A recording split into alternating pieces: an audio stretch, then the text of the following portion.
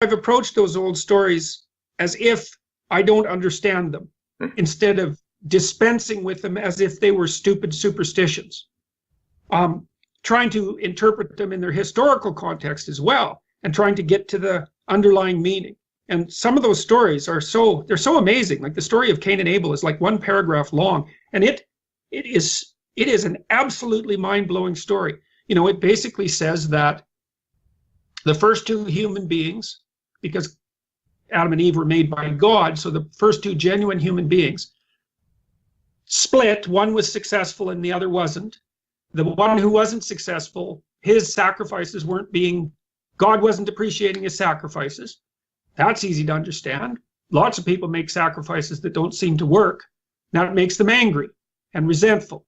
And then the story says Adam or Cain complains to God about that. He says, "What kind of stupid world have you made here? I'm breaking myself in two trying to get things to work, and nothing's working for me. And that bloody brother of mine, Abel, just dances through every day, and the sun shines on him. And like, what's going on here?" And that's realistic. People think that all the time. And then God says, this is devastating. He says something like, because I've looked at multiple translations, he basically says, "Sin crouches at your door like a predatory, sexually aroused cat, and you've invited it in to have its way with you. And that unholy dalliance has produced something that you've now allowed to possess you."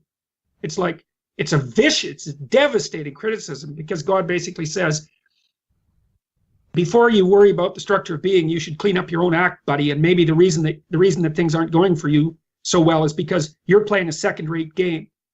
And of course, Cain was pissed off when he first came in to have a chat with God. And when he hears that, it's like, that is the last thing he wanted to hear. And so he goes and kills Abel. It's like, that story, man, that thing packs a wallop, and it's one paragraph long. And the danger of truth, the danger of telling people the truth about their victimhood could be an eruption of rage. Oh, the last thing you want to hear if you're suffering is why it's your fault. Right. God, that's horrible. Then you have to have the suffering, and then it's also your fault. But people don't understand the liberation of responsibility. Okay, so if you're suffering and it's your fault, that's the bad news, is it's your fault. The good news is, hey, now you can do something about it. Do something about it, yes. As long as it isn't, as long as the weight hasn't become crushing. Yes, I agree.